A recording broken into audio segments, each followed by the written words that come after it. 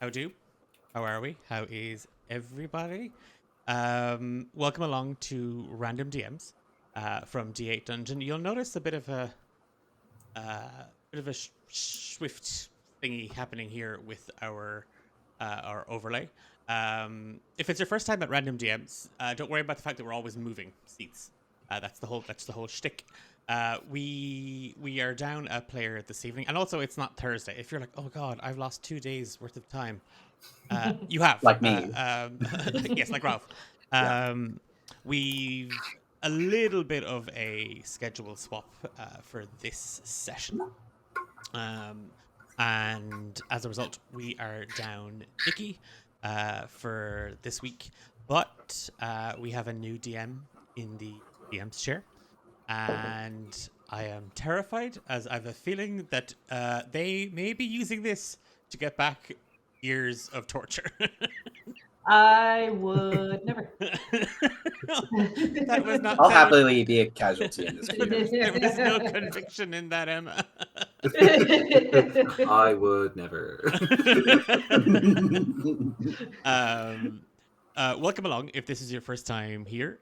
If you just happen to stumble on Random DMs, it is a series brought to you by D8 Dungeon, where every session the story stays the same, but the DM changes.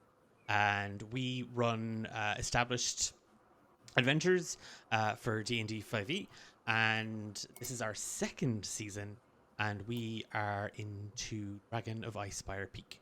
And again, if you haven't played it, we've arrived at the town of Phandalin after some hijinks.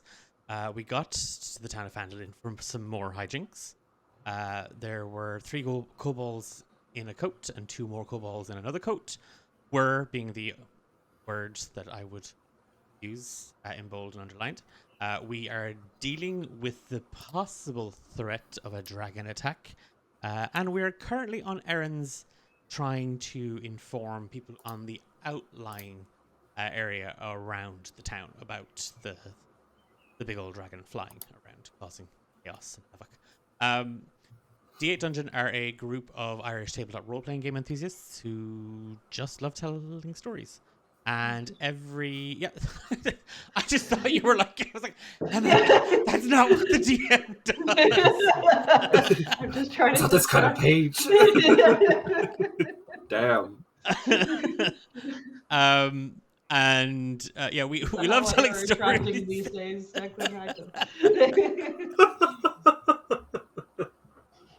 and Random DMs is one of the shows that we produce around these parts. In addition to all that, we also put out a fortnightly podcast called Romancing the Dungeon. We stream fortnightly on Mondays as well with Beyond Horizon's Edge, and this summer returning for its second season, Saving Grace. And we also do this little thing called Ben and Declan on a Roll, a TTRPG talk show where myself, Declan, chats to another DM called Ben from Homebrew Quest, and we just talk about stuff to do with tabletop role-playing game, and we interview some really cool people across the sphere and literally across the sphere and across the world about their take on various topics that we cover. That's kind of all my shtick for the D8 Dungeon vote. Oh, nope, there's one other thing. We are now officially, I can say, in the middle of organizing this year's charity stream, D8 Dungeon Drive. It is an annual occurrence around these parts, and we are looking for DMs, we are looking for players, we are looking for folks to volunteer, maybe even sponsor some prizes. If you are a maker or a creator of sorts and you want to get involved with raising money this year, because we've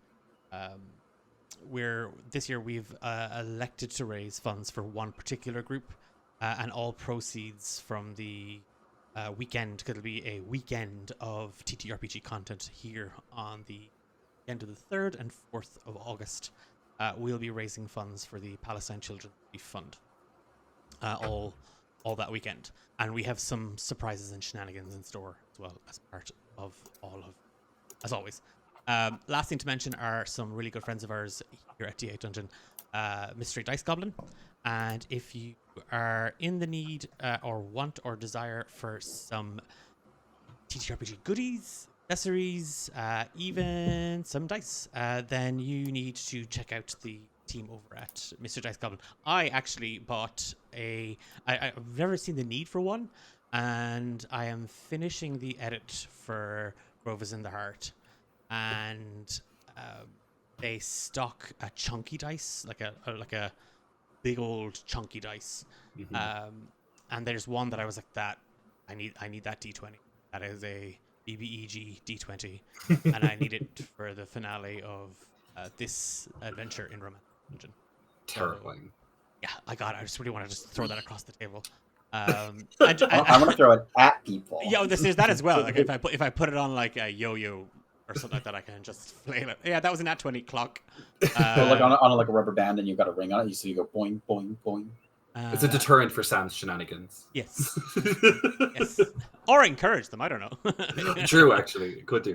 If you use the code D8 at the checkout, you get 15% off your order, and we get a portion of those sales as well. And that comes back to help us pay artists, pay musicians, and just, create more content, which is what we absolutely love doing around arts. Okay. That is my shtick done, Emma. I need dice, Emma. So while you start DMing, I'll go get some dice. Sorry, I never really use them. Yeah, Declan just fudges them all. Yeah, It's just vibes. Just fives It's in just- that 20s. Declan God- vibes the God dice is my rolls and I D20. vibe the storyline. It's just vibes. Yeah. That's it. All right, I guess we'll get going. Yeah. Yes. Yay. I enjoyed the last session where he said maybe I'll dial in from my holiday in Spain while drinking pints, and I did none of that. So I rewatched it over the last couple of days. Okay, so where we are. So we're starting in the present day. Deceit has been regaling the party's tales of the past using actors on the stage as is Very her role. accurately. Yeah. They told of the bravery of how the party tied up some shady kobolds and then proceeded to threaten the town with them. And then how the party kills a manticore in approximately 2.4 seconds. And so Deceit's actor group have unionized and have left the building. Maka, who was quite honestly offended by her lack of representation during the actors' retelling, Bam. has now decided that she will continue telling the story on the stage as a one-woman show where she will play every character. Yeah. So what this means from a mechanics point of view, Maka mechanics, if you make an attack roll with added drama and flourish, specifically, ideally, loudly announcing your attack name, a la Power Rangers, you will get an extra 5 feet of movement in the form of a ballet leap. All right, all good with that? 5-foot leap. Shout out what you're doing. Got it. Very good. Just to catch up where we were, so yeah, you guys had left the bridge, you'd killed the manticore, you saved the screaming midwife from the windmill tower. She doesn't want to go back to the town, but she's going to lead you guys to where you need to go for the next quest, which is the dwarven excavation. So I'll start with the prologue. So if you can imagine Maka on the stage, dramatically reading halfway through the prologue, you can imagine it turns foggy, a harp plays, and you disintegrate into the past. So the sun hangs low in the golden sky as your party makes its way through the rocky canyonlands. Ahead, the towering peaks of the spine of the world loom large on the horizon. As the canyon walls begin to close in around you, the shadows grow long. Soon, only a sliver of sunlight filters down from above. It is then that you spot ahead a ruined gateway emerging from the twilight at the canyon's end. Beyond, the silhouettes of collapsed stone structures take some shape among the gathering gloom. You have found the remnants of a once prosperous dwarven settlement, but as your party draws nearer, an ominous stillness hangs over these forlorn ruins. No smoke curls from the chimneys now, no dwarven voices echo in the courtyard. An otherworldly silence reigns as the once industrious hands delves the mountainside. Dark memories haunt these crumbling walls. What fate befell these hardy folk, and what lingering shadows may yet linger in the depths below. Night is falling fast, and the ancient dwarven temple lies just beyond. The stage is set. Night's evil descend as you begin the exploration of the dwarven excavation. So, quick reminder of what the quest is. The adventurers need to warn Daslin and Norbus of the White Dragon. Daslin and Norbus offer nothing. So, what do you guys do? That is your quest. I've one quick question. How does so if Maka is playing all of us, Yeah. like is Maka is it that thing of true to form and that we are who we are, or is there Maka sees it's Maka's kind of own sort of bias leading into their portrayal of us? Maka's favorite form of currency is attention. So it's very much going to be over dramatic, like she doesn't care if she's the hero or villain, just wants its kind of attention. So yeah, it's going to be probably a dramatized version of yourselves, I imagine. So yeah, Easy. does that answer your question? Yes, yeah. No, that's Yeah. I think with that then, and I also love the idea of Maka on stage doing quick, quick changes, like quick outfit changes, like between like whipping off a cape and throwing on some pants. It's and... only wigs, just wigs. It's just wigs, okay. So just wigs. Gideon doesn't have hair. He's got as much hair as I do. Like Right? a The ball last cap. ball character. A ball cap buzz cut. Like, Yeah, absolutely. Yeah. Gideon's always the last character in a scene, just because Maka pulls off the last wig, yeah. and then she has to quickly scramble and get all the wigs back on again and start at the top. There's always a pecking order. Yeah. It starts with the Deceit at biggest start hair. with the longest Yeah, hair. yeah. Like, We love a Sorry. reveal. So Deceit, what are you doing? I goosed myself great- there. I think I guess. Oh my god! Is an initiative determined by hair length? Absolutely. Always going last, girl. Damn. Damn. I guess since the seat is first, the long ass hair. She's got hair down to her ass. No, the 40-inch bust down. Bundles. Deceit is very like, I guess, damsel in distress, distressingly. Where did that word come out? Distress. It's distress and depressed all rummed in together. So their range. They're going to damsel in distressingly, kind of like flounce towards the gate. And I don't want to burn a spell slot yet on disguise self, but I think they'll like flounce over to the gate and just be like, "Oh, please let us in. We must warn you about the terrible danger." Oh. Towards the gates. Perfect. Okay, so just to be clear, the gates are like 20 foot high. They are kind of broken, but it's surrounded by a wall of black stone. So it doesn't seem like you're shouting too much. So We'll say it again and project this. We'll just like well, okay, they're not listening. So stage voice. Hello. Please. For the back row. Oster, Gideon, are you guys doing anything, or are you just watching as Deceit projects this? I think if you you said the wall is kind of like craggy and broken and stuff. I think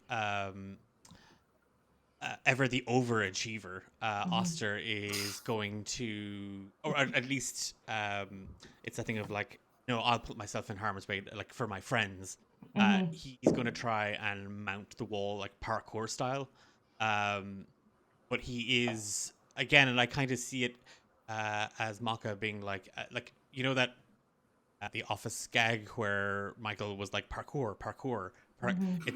It's Oster trying to do that up the wall, trying to get up on top, kind of see over the other side, and then like hopefully standing nobly and tall up, maybe. Can you give me an athletics check for I that? can do that. I mean, I think maybe parkour is more acrobatics. I'll just throw that out there.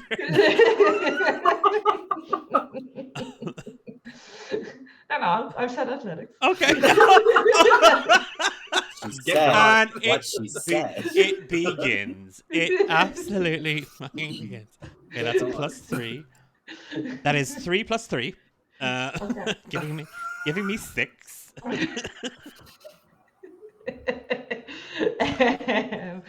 Okay, so you do successfully shout parkour. Okay. You do kind of jump up and off some of the stones, but don't really get higher than anything more than 4 to 5 feet. And the walls are 20 feet. So you're beside the gate, up on the wall. You can see in through the gate, so you can see the ruins of the old town, which is good, I guess. Yeah. Gideon, is there anything you're doing before we head in? Can Gideon take this opportunity to like jump on using Oster's parkour Yeah. to, as a jumping off point, like jump off Oster's shoulder and start climbing the wall properly. Yeah, sure. Give me an acrobatics check there. I fucking knew it.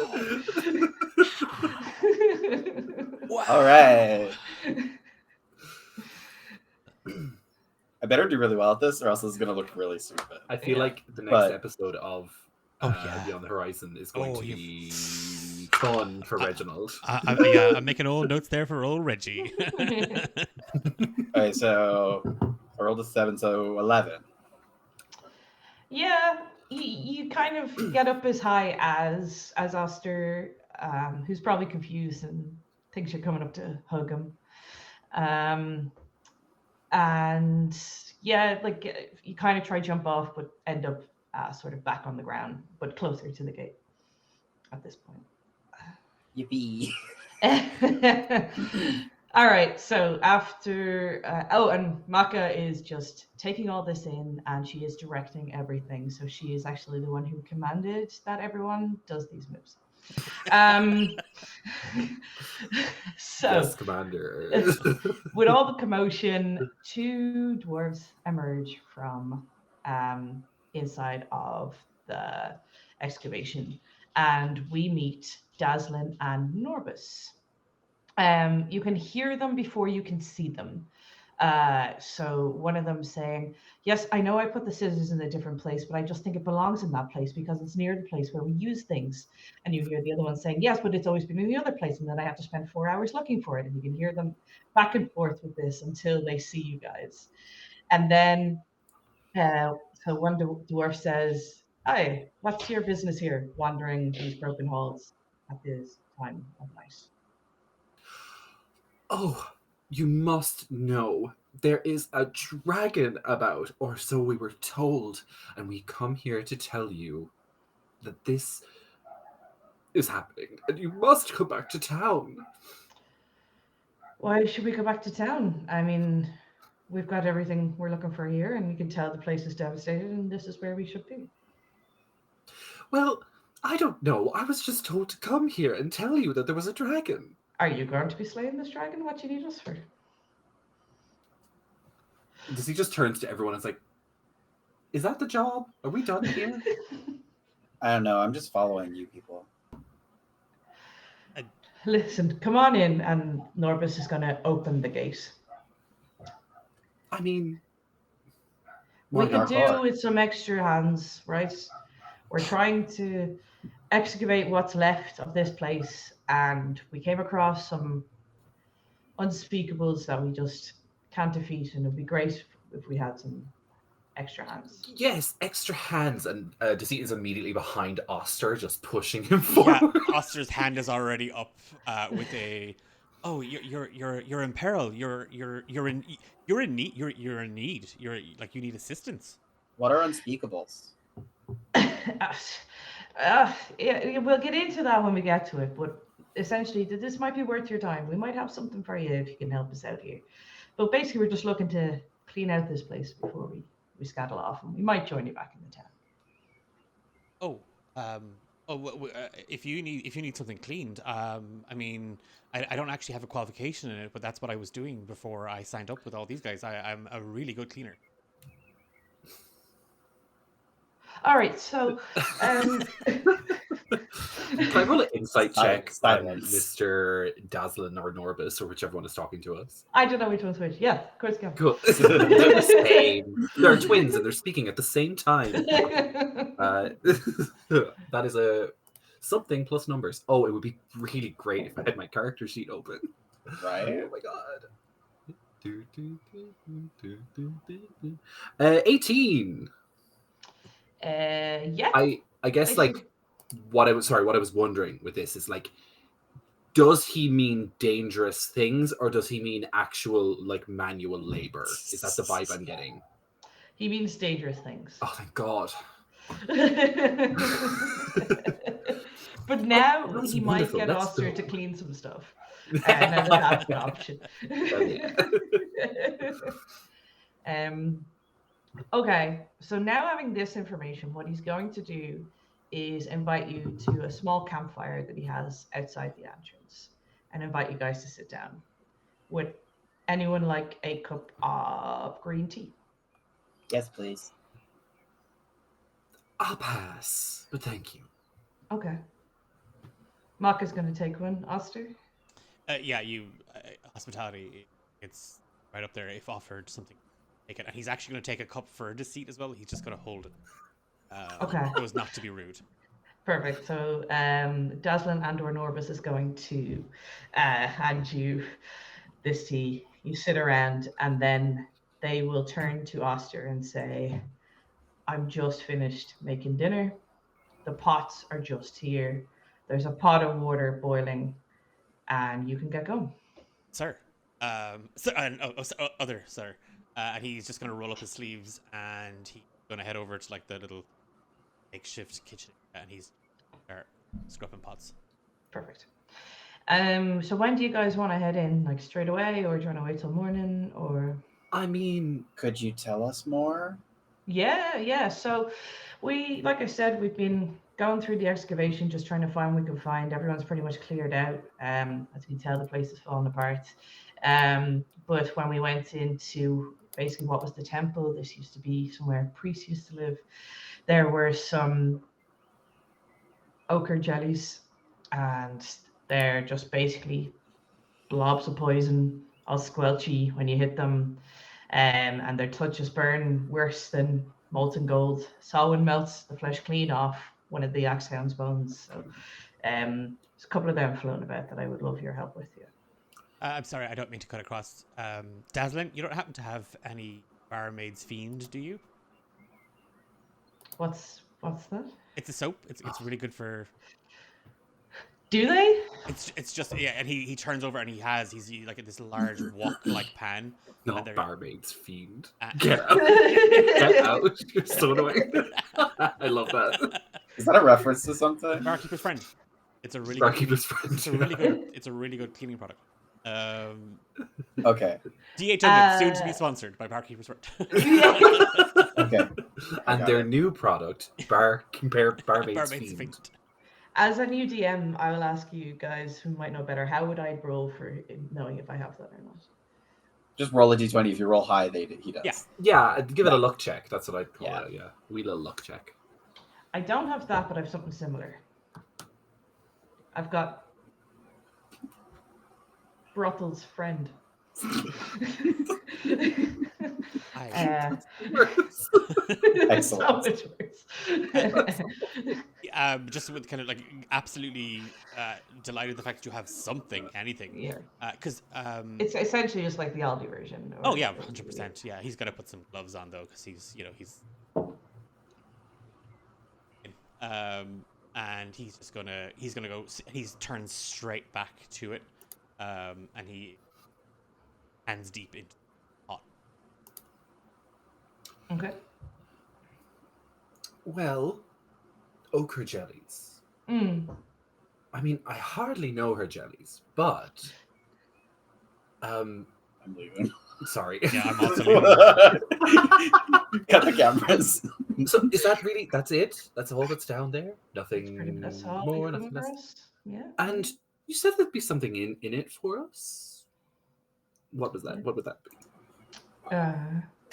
Checks notes. Fancy stones. Just how many? What? As you can see, I'm a very discerning tiefling, and they'll flash their rings. You're like, what kind? Yeah. 2 fancy stones. 2? But there's 4 of us here, 5 of us here. I don't care about fancy stones. I'm so sorry. Why can't I find them? But yeah, I mean, you could split the 2 in half. Oh, but surely a big excavation site like this could spare a little bit more for some hardy adventurers. What else do you want? At that point, Oster's just going to turn around with full earnestness, just to completely. It doesn't matter to see. We're already getting paid to be here. No. They How just much you get turn paid? and look. Are we? Yeah, Yeah, we took the quest from the town master. Actually, we were told to inform Dazzlin and Norbus about the dragon. We were not told to do anything else. We have informed them we have completed the task. We could leave and get So- paid right now. Then I leave mean- and go get paid right now. We could just do that. We don't need to help you unless you want to maybe pay a little bit more. But we're going to, though, because it's the right thing. Right? I want to kill some jelly. Yes, and I want lots of money. But we all have prices. Yours are morals, yours are killing jellies, and mine is money. So when we satisfy all three, then we'll head in. The sending stones are worth 50 gold pieces. I'll take them. Sold. Go. They're also magic, if that helps. It doesn't. I just Deceit's eyes turned into gold pieces. Two sending stones appear in his eyes, or their eyes. Wing, wing, wing. They Tell me call more each other. about yourselves. Why should I trust you on this? Because we're adventurers and we're going to kill the jellies. I guess. Where did you come from? Was it the big town or? Well, I personally am from Neverwinter. I'm shocked you've never heard of me, but a lot of people out here really haven't. My name is Yeah. Deceit, by the way. Okay. Charmed. Charmed. Oh, Snapsies. Obviously, very trustworthy with a name like that. Of course. Such an interesting name. Was it your name at birth or a name you chose? Yes, my mother gave me. She was the one who decided. Her name is Enchant. Oh, I see. All right. So Tiefling thing. It's a tiefling thing. yeah, Some no, people do. no. Yeah, I actually, yeah, I don't know much about tieflings, but oh, yeah. All right. How are you doing with that cleaning there, Oster? Oster is cleaning the pot that he was cleaning. That he was using to clean. So the pot that you had the water boiling in, he's now kind of cleaning and drying that. So Okay. yeah, all done. All right. Okay, lad. Like you can stop now. That's fantastic. And he's going to handshake and give him 1 silver piece. Deceit's like, damn, he's getting paid more than me already. What the hell? For honest work? What the frick? What are you? If I may be so bold to ask, what are you excavating out here? What do you think? Arrowheads? More, Yeah. All right. Yeah. more stones. It's We're not excavating a mineral per se. We're more just sifting through the remains of this town. That makes sense. Why? It was once a very large Hmm.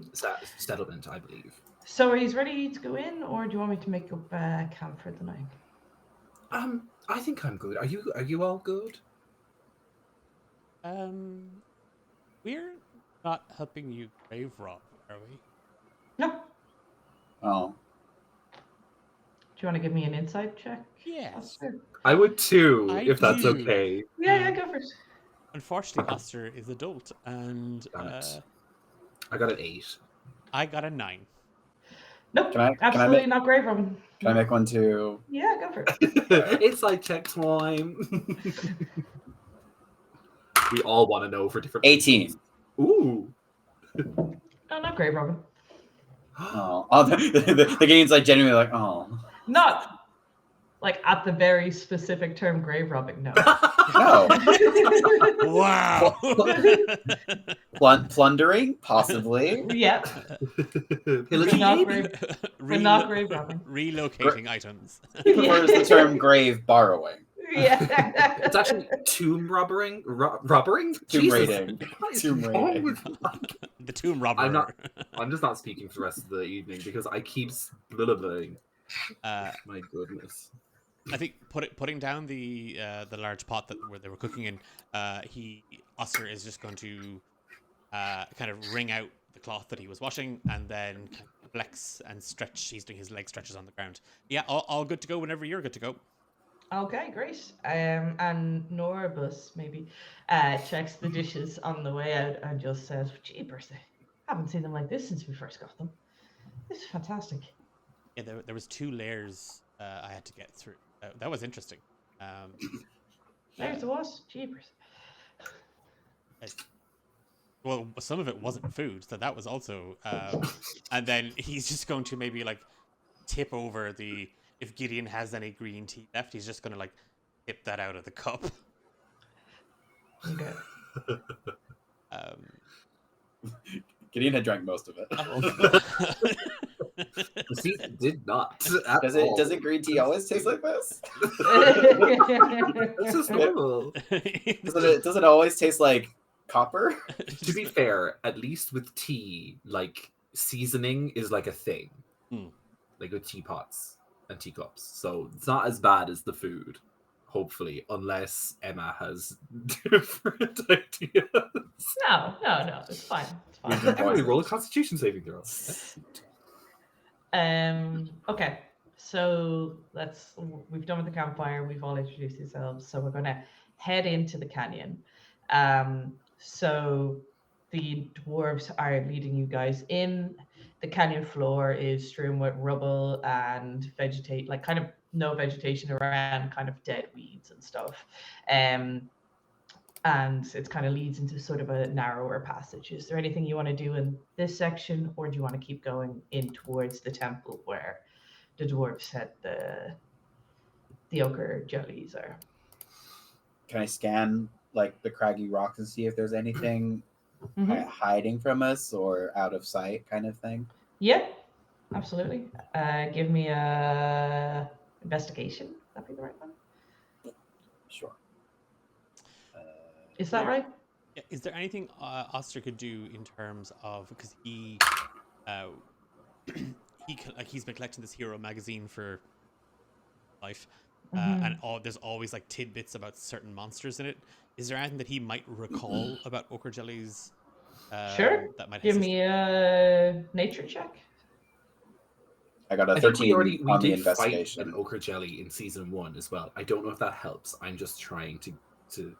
Yeah, I did not watch that. So We did. That's so valid. I love that. Maka has no idea that you did that. So Yeah. roll again. So do I get that with advantage?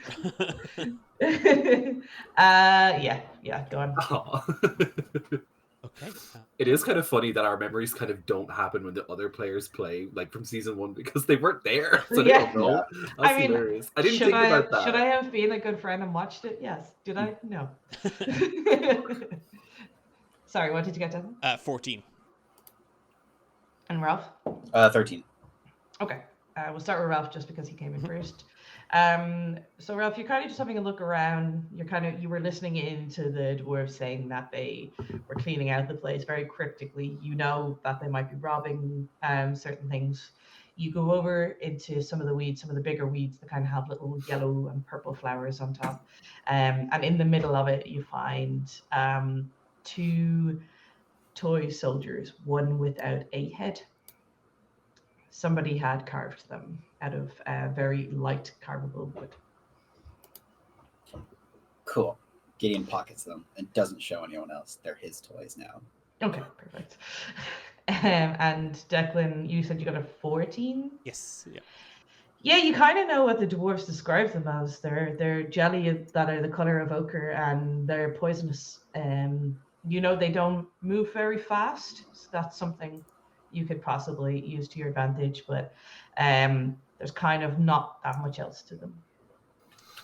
Yeah, I think he's going to relay that to everybody, but like in explicit, boring detail. It's that thing of he's going into like several different hues of yellow, ochre, and like that there's a working theory that like depending on the deeper yellow, the more poisonous the jelly might actually be, but that hasn't been scientifically proven. It's still up for debate amongst and academics. He does know that jellies hurt when they go splat. So it's better to splat them rather than to slash them. And yeah, he kind of, and then he starts telling everybody ad nauseum about how the time he and Deceit with 2 best friends defeated an ogre jelly. Can Deceit not be listening to that? And because I was there, girl. Like I don't need to hear that again. Although the only time you'll notice Deceit is when like they poke their head out when they hear their name. Can I like roll a stealth check to try and like hang back a little bit in the group and just try and remain undetected? Yeah, go for it. Ugh, it's a 9. Yeah, like you're the back of the pack, which is annoying because you've the longest hair. But but you're still pretty visible, but you're Cool. certainly like say 3-4 feet behind everyone else. You're just kind of letting them deal with the yeah exactly. Yeah. Gideon turns to Dizzy and he's just like, "This is your idea of hiding?" They just kind of look at you as if you can't see them. They're just like, you can't see me. I can, but I can see you. You win this round, whoever you are. It's me, Gideon. They stand up and are like fully looking over you. Who? Maka's gonna Gideon turn kicks you around in and the just be shins. like, "Oh hey, you coming?" And they're just gonna like strop forward. I try and trip. All of you. Can I try and trip Deceit over? I'm gonna kick you. Okay. Start slapping. So you're walking through. You're now going to come into the next part, following the dwarves again. This is where you see kind of the outlines of the city. So like shorter stone walls where you see that's where buildings would have been. The dwarves explain that the settlement, including its name, vanished along with all of its original inhabitants. So they were killed by an avalanche, and that's what happened to everyone here. The rubble once buried, the settlement has now been hauled away. So there were some other folks that were, mining for stone, and then this was uncovered underneath. The outlines of the stone buildings are visible as collapsed walls. A stone well on the far side of the ruins is filled with rubble. The settlement has been thoroughly ransacked. Do you want to stay here? The dwarves are kind of very slowly heading towards the temple, so you have some time to explore if you like. Yeah, I think I'll have a little explore. See if I can find anything hidden.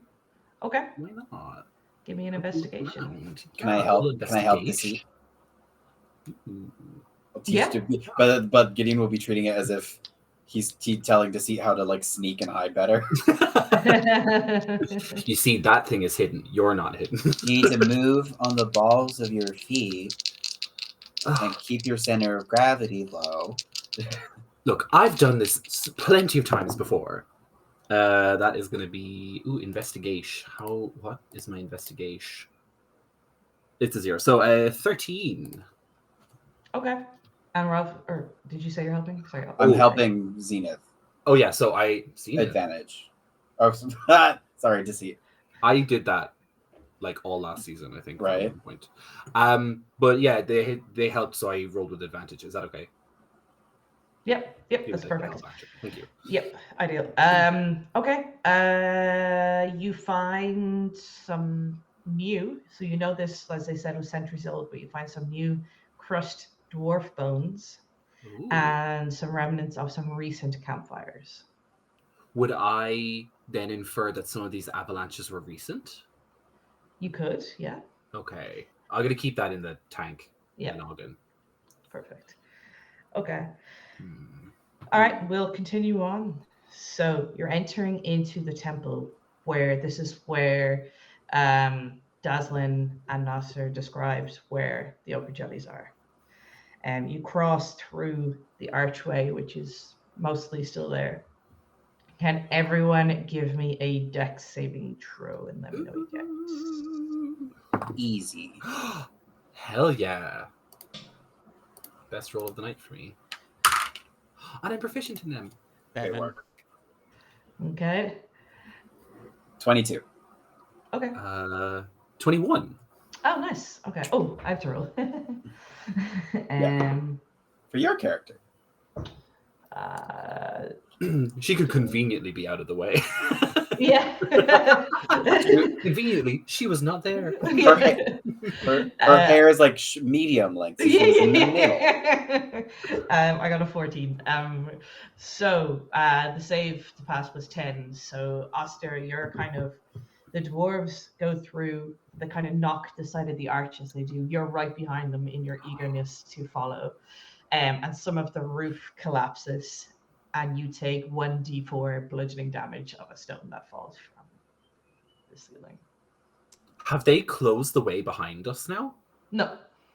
Oh. It was just a couple of like shakes in the roof tiles. Did it And look that- like they did it on purpose? Give me an insight check. Yeah, I will. Yeah, I will. You said a D4, was it? Yeah. 12. One.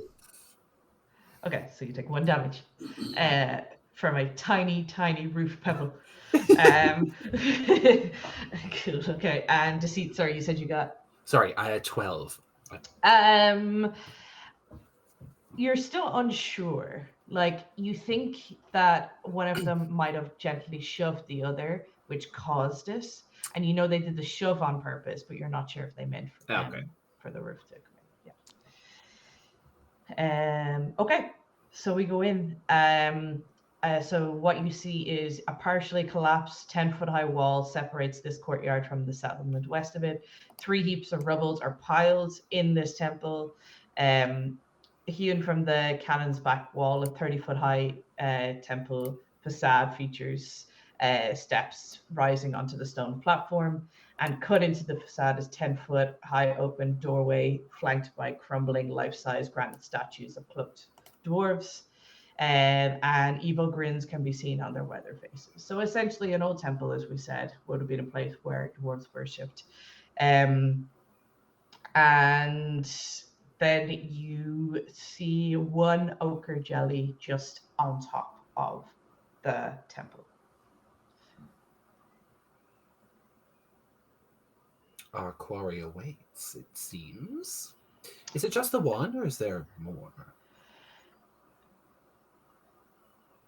Are you going to stay where you are in the doorway? Deceit hasn't crossed the threshold yet. Okay. Gideon has his longbow like notched and ready to go. He's like, can I maybe? How far away does the 1 ochre jelly look? Like 70 feet. Is that within range? I did not measure this on the map. That's something I should have done.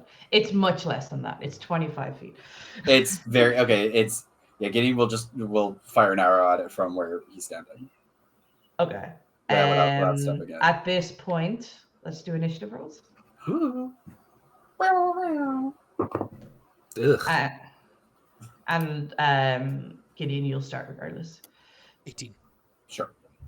18, Oster? 17. 17 for Gideon. 9. Maybe you do have the shortest hair. I got a bob now. You got a fuck ass bob. I got a fuck ass bob. Went from 40 inches of hair to a bob in no time flat. Like, it's actually Deceit who's doing the wig reveals this whole time. I wouldn't be Let me surprised. just do my own and do the jellies initiative +4. I think. Oh, no, I'm so worried about us crossing the threshold before these guys. Before we shot, I was gonna try and tell them, like, you guys go back, we'll take care of this kind of thing. I don't trust them. The dwarves have somewhere disappeared after you went into this room. While you were looking at the jellies, you look back and the dwarves have gone.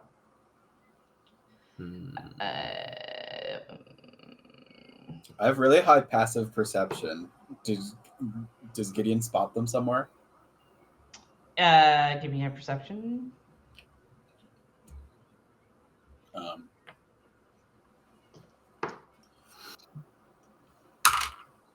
Damn it. No, I rolled a 2, but I got a 9. Okay.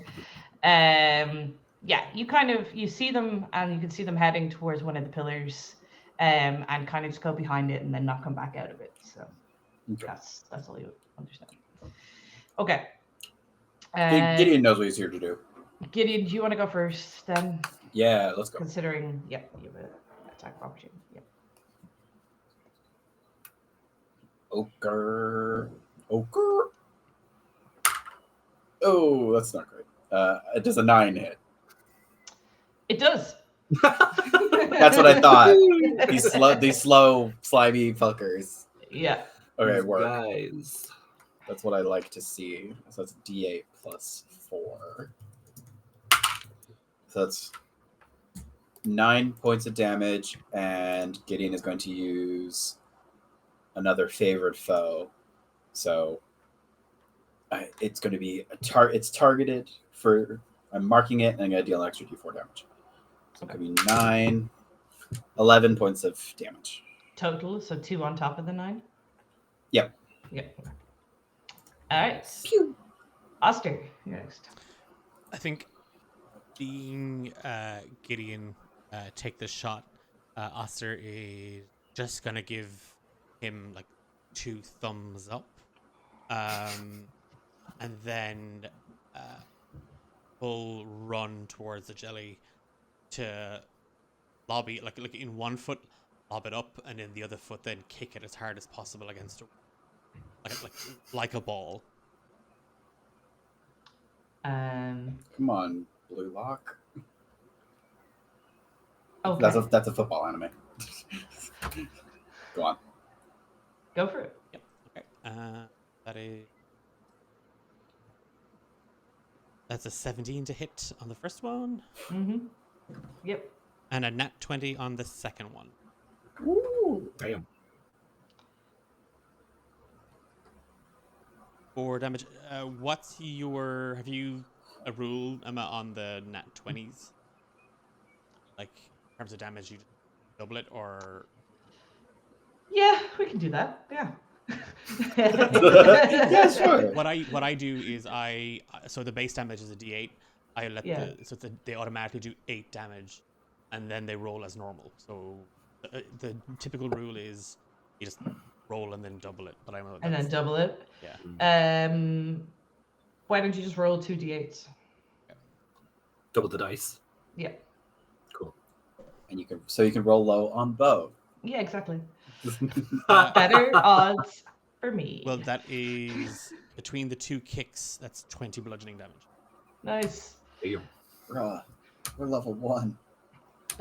Monks. Okay, so the ochre jelly is starting to slow down. Bits of it are starting to fall and disintegrate on any of the weeds and stuff that are around it. So you can tell it's not doing well. Gideon, we're going to come back to you, right? Because you're second in the order. So go for it. Another arrow. Pew pew pew pew pew. Gonna do another longbow attack. It's a 9 again. Yeah, sure hits. Yeah. Sweet. Let's fucking go. Yeah. That's gonna be a D. I'll roll the D and the D4 together.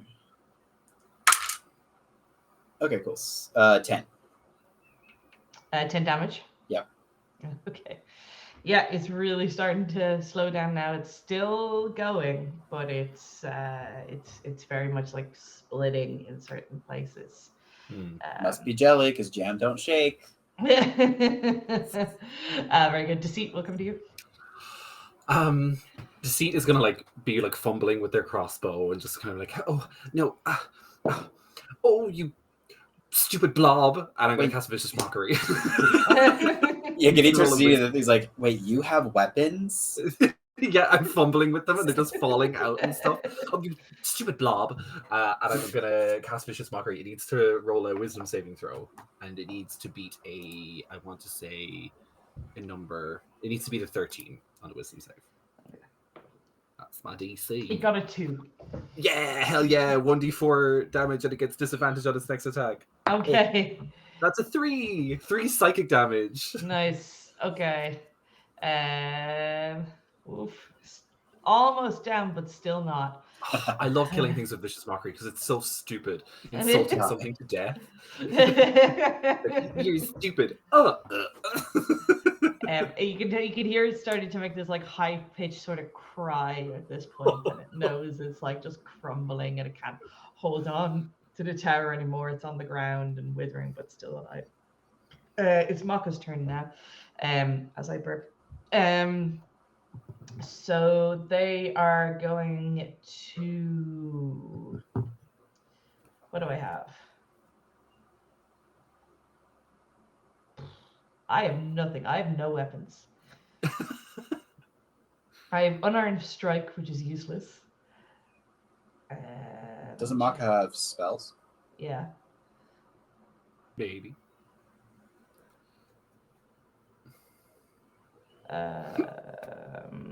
But they're all useless. Is it that you have Fuck. no items equipped? Like you don't have any weapons equipped in your Maybe, inventory? yeah, it's possible. Okay. I do that all the time on D&D. Oh, yeah, I know what you mean. Nope. All I have in there is clothes and a signet ring. Work. I should have something, though, shouldn't Yes, yeah, you should You Absolutely. have. usually do Everyone have a starts starting off with weapon. Maka's a cleric, right? I? Yeah, I'd say I just did something wrong, so I'm really sorry for this, but give me 2 minutes. Not at all, don't worry. This was not my focus when I was preparing for this. Clerics usually have a mace starting out Vibes. as an option.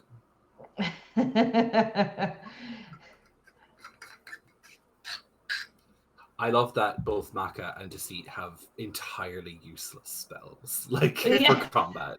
Deceit, I none have of like my actual, I have like a none of my rabbit level hop. spells. I have a rabbit hop that I can use, and I was like, that's okay. Here we go. Okay, Can I I get Mario a bounce mace, on them? and I get leather armor, and a light crossbow, and the explorer's pack. There we go. My holy symbol. Holy symbol. Okay. I'm starting with group. Go to character sheet. Apologies. Okay. All right. We're back. We're so back. We're so back. And we have a mace. So let's roll to attack. Slap him. And why did that not show up?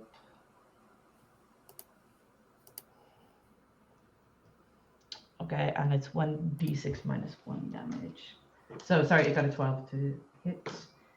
And that's 2 damage. So Maka, because it is her story, is Pulls a mace out of nowhere. yeah, pulls a mace. Everyone's like, we've Absolutely. never seen you No. use this before. Nobody saw anyone use it. Nobody even knew, because she travels so light that nobody even would have assumed that she would fit a mace anywhere. She runs up towards the altar, rabbit hops, and leaps forward with her extra 5 feet and says, "Mace attack!" As she comes down at the almost dead Jelly and hits it right in the middle, and it just stops moving and dissipates across the altar. At this point, you all turn around back to where the arches that you came through to try find the dwarves, and you see that there is another ochre jelly on top of the arch where you came in, and it is now their turn. So they are going to attack. Probably Maka, just because they killed their friend. Damn. Get her. So no, they miss. They miss. So who's next? Then we're back to Oster. Oh, and has the ogre like fallen in and come straight at Maka? No, they've stayed where they are. They're still hanging up on this wall, clinging to it. But Maka was just down, and they had an angle at that where they tried to do a melee weapon that's like a pseudopod. Oh, it's like a little tentacle thing kind of came out. Yes, exactly. Yeah. I think then if it's just hanging from the ceiling, Oster is going to just do kind of a Parkour. Lee in Tekken, he's half moon kick. I think so. Yeah, and it is that thing of like hearing Maka kind of announce ace attack. Just going to shout up, like as he kind of runs, skids to one leg and kind of kicks backwards, kind of almost like he do a backflip. He just shouts volleyball as he goes to kick the thing like a feather ball almost, but he thinks it's a volleyball. And that is a 9 to hit. Yeah, that hits. And Our favorite number to roll, apparently, against these. 7 plus 3 is 10 bludgeoning damage. Okay. Damn. And I think he's going to kind of like as he kind of turns, another thing then he's going to kind of kick back, then like literally kind of kick back up with the other. One leg lands, he's going to kick straight up with his other leg for a bonus attack. Is that something you can do, or do you need to do an acrobatics check? Oh, I can do acrobatics, but I mean just an attack. But I can do if I'll add flair to it with an acrobatics. That'd be great if you could add flair. Yeah, I'll give you 1 extra point of damage. Okay, that was a nat 1. You lose a point of damage. Okay.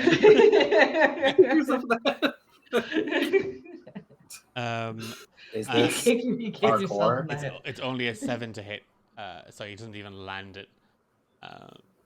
Okay, perfect. Yeah, that makes sense with that roll as well.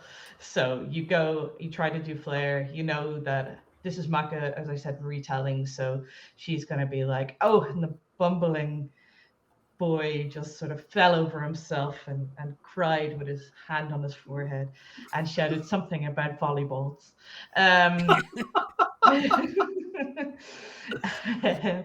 we'll move on. So Gideon, it is your turn. Gideon looks at Maka and Oster and is like, why are you yelling your attacks? That's like the least tactical thing you could be doing. Like, they will hear you coming. And also he's just gonna like shoot the ooze with the longbow. Okay. He's just like, get it together. This is not tactical combat. Ooh! Oh yeah, that's a 24. Yeah, that just hits. Yep. Just hits. Yeah, absolutely. All right, and damage. Yeah, it's just a D8 this time because the first jelly died. And that's a 1 on the dice, so 5 points of damage. Nice. All right, and anything else you want to do, Gideon? I gotta look around. I want to look around for other jellies hanging out. Okay. If there are, scan the room quickly. Yep. Give me a check. Yeah. Perception. Yeah. Sure. Oh, yeah, that's much better. 23.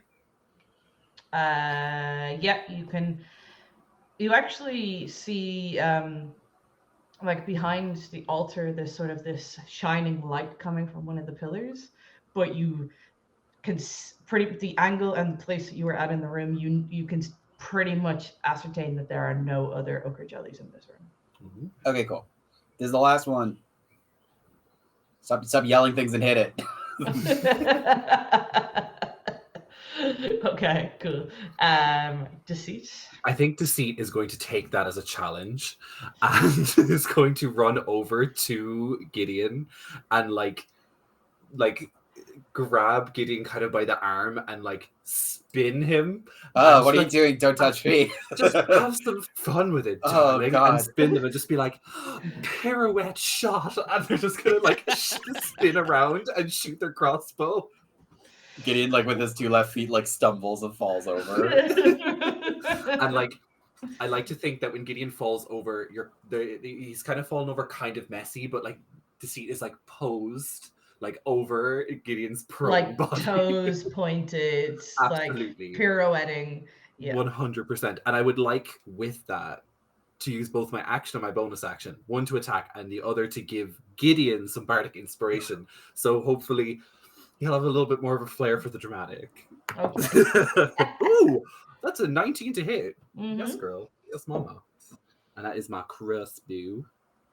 What a hope. Imagine Oster staring up, absolutely covered in the remains of one ochre jelly, just staring up completely, so wide and in awe.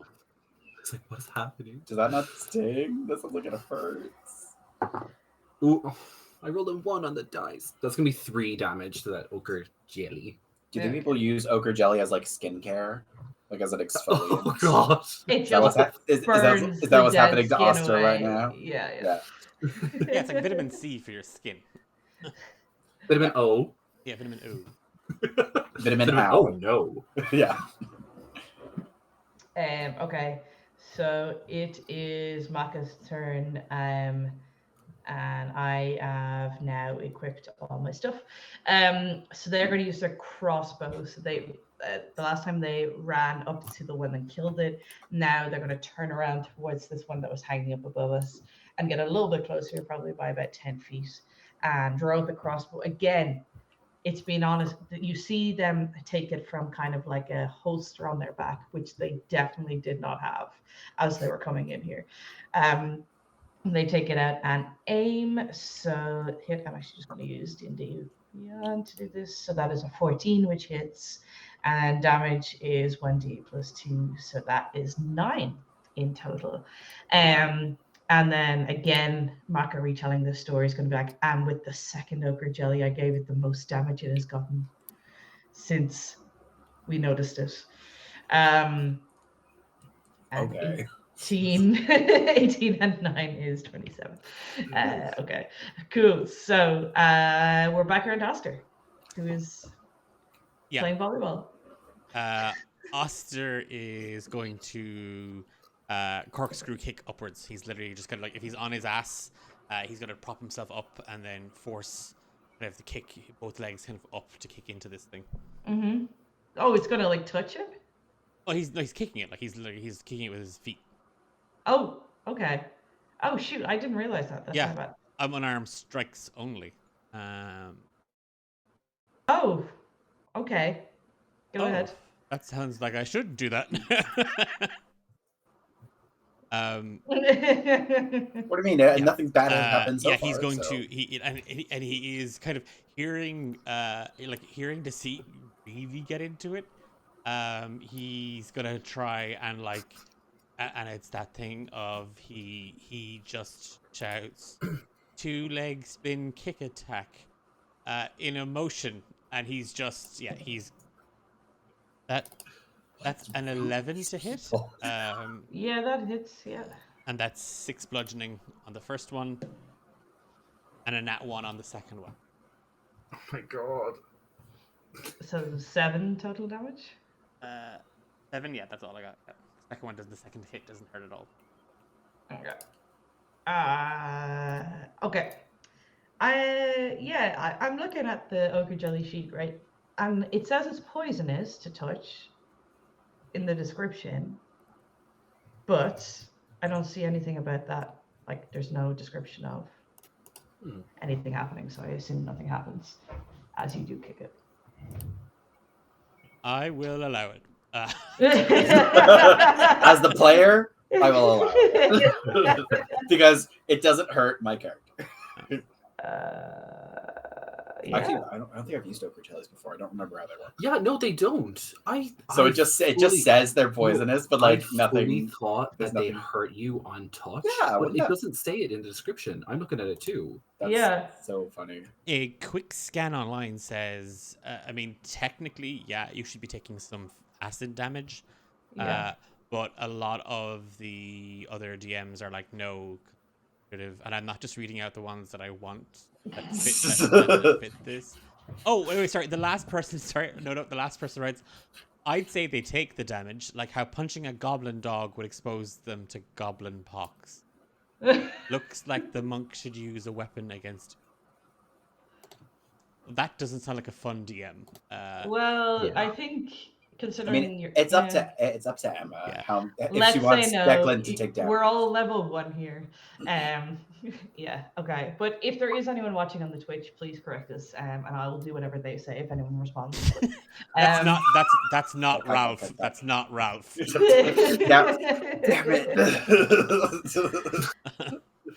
it. Any present can kill Declan with this rule. Okay. Sorry, Oster. Yeah, thank you. Yeah. Like you. Wow, that's ripped out there. Whoa. Oops. So Oster, yeah, like as you say, Corkscrew jumps up, mid-jump thinks, oh God, should I be touching this thing? Calls out the question to the party, is it okay to No. kick this? And then before it happens, you land the kick. And you've already done this twice. You know nothing's going to happen to you, so it's fine. But that little sense of insecurity comes into you. It's not your best kick because you're distracted by whether this is going to affect you or not. But you still do manage to give it some damage. Gideon. He's like, this is what happens when you announce your attack. You're telegraphing it. You're alerting your enemy to what you're about to do. That is the dumbest thing ever. And he's going to pull out a bow. And under his breath, he's going to whisper, moth shot. and he does a jump backwards. Okay. Great. You can use your extra 5 feet to do an extra long ballet jump backwards if you like. Considering it's a tactical jump. It's a tactical jump, and his toes twinkle a little bit. I do forget what this actually does. You just move 5 feet, I think. Yeah. Okay, yeah, but what's the mechanical thing? Oh, it just lets us move 5 feet. Yeah, it gives you extra 5 feet on top of your 30, but it has to be in the form. It has to be in the form of a ballet leap. So. Okay. Yeah. It's a tactical ballet leap. He jumps onto like a broken pillar. Yeah, like, it's beautiful and stunning, and everyone's in awe. Yep. No one saw him do it. He's so stealthy. Does he gave you inspiration and is watching to see what you do, and is like a really annoying like soccer mom. I got a 5 to 6. It's 11. To hit, yeah. Yeah. Let's go. D8. Dungeon. Oh, full 8. 12. Nice. 12 damage. 12 New total. record. Oh, okay. How do you kill the second? All right, so as Gideon tactically backflips onto the pillar behind him, he raises his arrow and he whispers, moth shot. And as he does, little spectral moth wings appear on the tip of his arrow and goes pew, and strikes the ochre jelly and explodes in like a cloud of moth dust and jelly. Nice. It's a texture nightmare. All right, cool. Yeah. And anyone good. near it gets splashed. Brilliant. Okay, and we're out of initiative, which is great. You guys are now left in this temple room. The dwarves appear out of what looks like a secret door from one of the pillars. And they're like, oh, did we miss that? Sorry. Great job. Gideon fires like a warning shot, like to the side of the wall where they arrive. Like, oh, sorry, I thought that was another jelly. What would you give me for accuracy? Actually, like give me an intimidation check. Actually. Oh. Are you intimidating them? No. Okay. I mean, Gideon does want to scare them, but he's not like. Okay, yeah. I'll make intimidation. We'll try. Okay. With my -1 charisma. I mean, like he's not trying to socially intimidate them. He's physically like, oh, I could have hit you, but yeah, no, a 5. Okay. Yeah, like it misses. It misses wildly. You wanted it to be like right beside them. Yeah, kind of. But if this is just like they'll notice it, but it's not going to be it's not for us. Sure. Yeah. Oh wait! I still have inspiration. What's the What's the inspiration? It's a D6. D6. Okay, cool. I'll use the inspiration for this. Okay. Oh, I got a 2. Okay. So it's still unimpressive. Yeah. Just slightly less unimpressive. Yeah. Is there anything you guys want to do here? I think. Where did you go? I don't know. What's behind the door? Gideon's gonna go to the door, the secret door that I walked out of. Yeah, it's a secret door. What's in it? Do you want to go in? Yeah, Gideon goes in. Let me get my map. So he's gonna like sidle up to Oster and just be like, Are you getting a vibe from them, or is it just me? And kind of like whisper. Oh, okay, yeah. I'll check. And No. Oster's gonna go over and like just like check for like he's gonna do CPR. He's looking for a pulse. Yeah, deceit.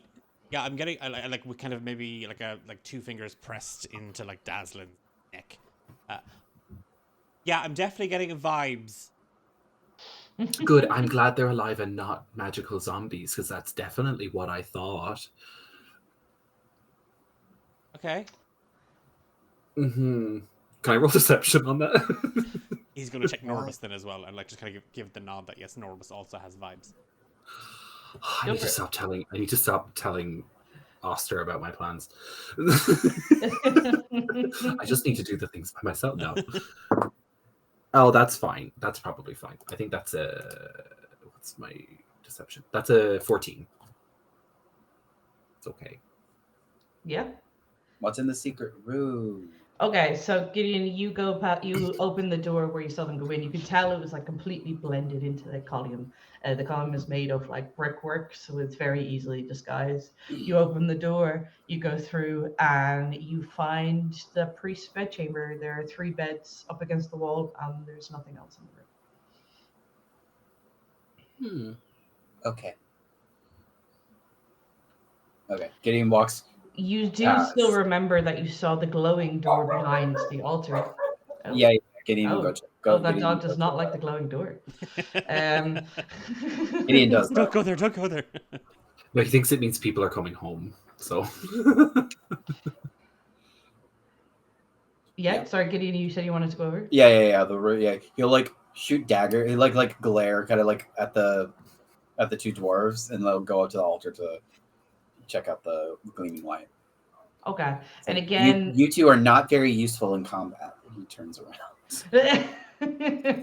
All right. You go up to this. It's another column, and again, it's made out of like slender bricks, and you can see the glow coming out behind the bricks. You know that from the other door, you just need to literally either shift it or push it to open it. Do you want to do that? Can I give it a once over to look at if there's anything, if it's trapped in Give some me sort a of way? perception check, please. Sure. Gideon is good at those. He's a careful boy. Okay, cool.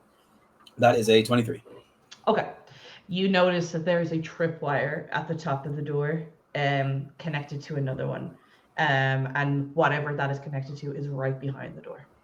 Okay, cool. Can Gideon try to disarm it? Yeah. Yeah. Give me a check. Yeah, he doesn't have like thieves tools or anything, but he knows how to set traps. Like he's a hunter. So This is nothing too like clever or smart, like Yeah, and especially with your 23, you've probably said something like this before. So yeah, what would you use to disarm it? sleight of hand? Yeah, go for it. Sure. Da-da-da-da-da. Don't fail me now. Let's say 11. You know that because you saw the 2 wires coming out from the door, you know that if you snap one of them, it will disarm it, but you don't know which one. Okay. Change of plan. Gideon is going to like move 30 feet away and try and shoot the wires with his with his bow. Okay, it's a tiny wire, so give me it with disadvantage. No. Okay. Okay. See, he's gonna just like sidle up aside and just kind of like, what are you doing? I'm trying to disarm the trap over another secret door. If you have any words of encouragement, that would be really appreciated. I think you've got this. You're pretty good. I do. I'm really good at this. Oh, cool. I rolled 2 10s. So plus to hit is 16. Okay. So your arrow goes towards the. Let me actually. Okay. The arrow goes towards the left wire. It doesn't hit it head on, but the side of it scratches it and it snaps. And you hear it clanging behind the door. Cool. I think it worked. Yep. Thanks for the words of encouragement. And Gideon will go to the secret door Anytime. now push it open. Okay. Inside you see a small pile of glowing gems. I will get the details later because I didn't write them down, and you can add them to your inventory. Gideon groans audibly. He's just like, it's just a bunch of gemstones. My gemstones. The dwarves are going to run up behind you and be like, "Oh, thank you. Yes, we've been looking for them," and try to take them off you. Oh No. no! Don't worry. I'm really good with this kind of thing. Don't worry. I can look after them. I'm like an expert. I could get these appraised, looked at. At Neverwinter. Plus, you do owe us some payment, perhaps. Well, we will give you the agreed payment, but we're actually the appraisers that you would go to. No, I have a guy in Neverwinter. He's much more, to do and What's their name? Oh, you wouldn't know. No, him. I know Pull all it of up, them pull it because up. we're actually the coaches in the appraisal college. Insight check. Yeah, for real. Gideon is looking at them in disbelief. Yeah, Go but for at it. this point, Oster is like, coaches. I didn't do well on an insight check. I got like a 6. Okay. I got a 8. Yep. As far like you kind of still have a niggling possible feeling they might be lying, but yeah. Gideon I'm believes them, but he doesn't care. Finders keepers. I'm sorry. My best friend, Serafina Aguilera, she goes to the most wonderful jewel crafter in all of Neverwinter, and they've never heard of you. They've never mentioned dwarves who trained them. They don't know anything about this kind of thing. Even if you are master, whatever you say, I don't want to give them to you. How about that? And I found them, so I get to decide. Finders keepers, bitch. Maybe we can resolve this pretty. It is resolved. We found them. They're ours. But I'll maybe, hear you out. But maybe Dazzlin and Norbus have a right. Maybe they have a writ for the excavation. In which case, that if they presented us with their documentation, as every good excavator, archaeologist, historian would have bestowed upon them, I then agree. technically, Gideon, the gems would be theirs, but only, of course, if they were to forfeit those said papers.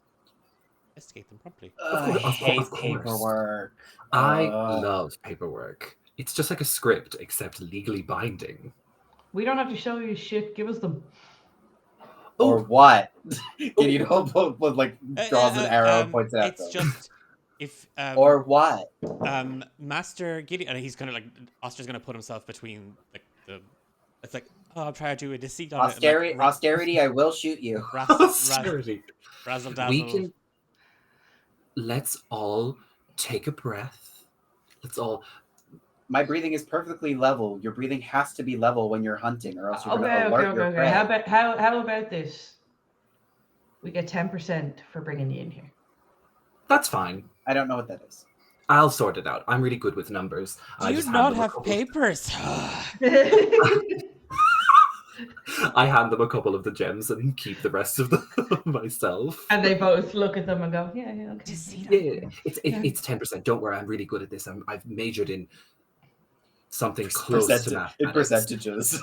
And I'll just like tie up the bag and I'll keep that in my mind. Behind the gems, there is a corridor, but at this point, I think it's important that we should take a break and get hydrated. Is that okay for everyone? Yes. Let's take a break. Let's take a break. We'll see you in 5 to 10 minutes. With the paperwork. Oh, look. I might have a lot to tell you as we leave this cave, Oscar. Paperwork. Gee, I sure hope it does. Oh. Bye. Oh.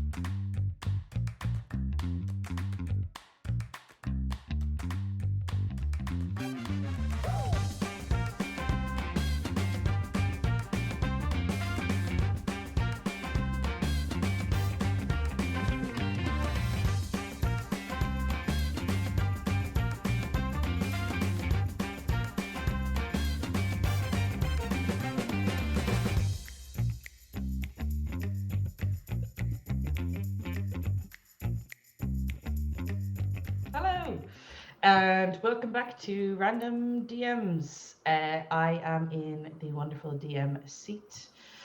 We are playing Dragon of Icespire Peak, and we are doing the quest that is called Dwarven Excavation. The party have entered the canyon excavation. They have killed 2 ochre jellies. Well done, everyone, mostly me. And Excuse me.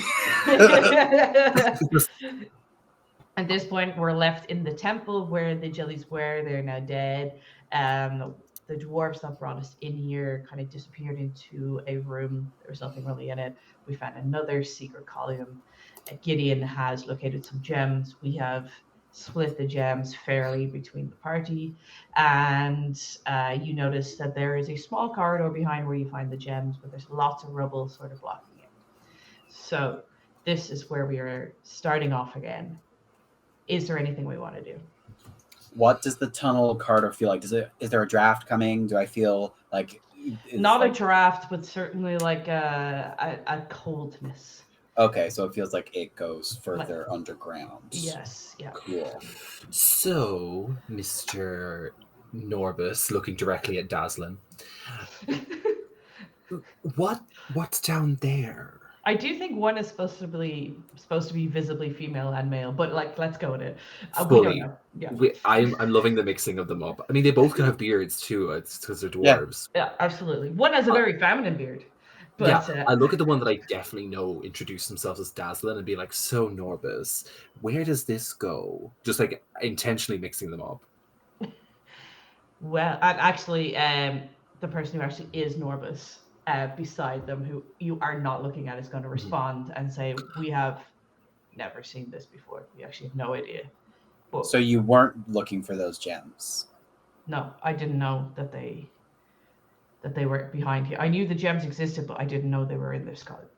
Oh, so could there be more little gems and secrets down that corridor? Possibly. Perhaps.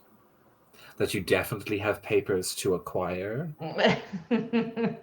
I told you I'll show you the papers later. Not a problem. Of course. And I mean, of course, it says in those papers that any adventurers helping you find these things will get a hearty 90%, and you'll take the 10% type. Yeah. Cut. Yeah. Wonderful. Yeah, exactly. Oh, don't worry, Oster. There might be papers. No, there's definitely papers. They said they'll show them to us afterwards. Of course. Oh, and Deceit is like pulling out their forgery kit and is fully forging papers as we go wherever we're going. Norbus, you should definitely talk to my dad. He knows a lot about contracts and stuff. And that doesn't sound like a fair deal that you've currently got in that contract, because the average take, according to Hero Quarterly, is 30% of the found goods go to mercenaries that are currently aiding this invasion team. But that's actually not what I heard. Gideon says as he's like walking down the corridor. He's like, I heard that finders keepers. And Deceit is just walking down being like, well, it says here in this paperwork that I found under this bed that we get 90%. It's signed and everything. I mean, you can't really fight with that. Notarized. It's really hastily scrolled.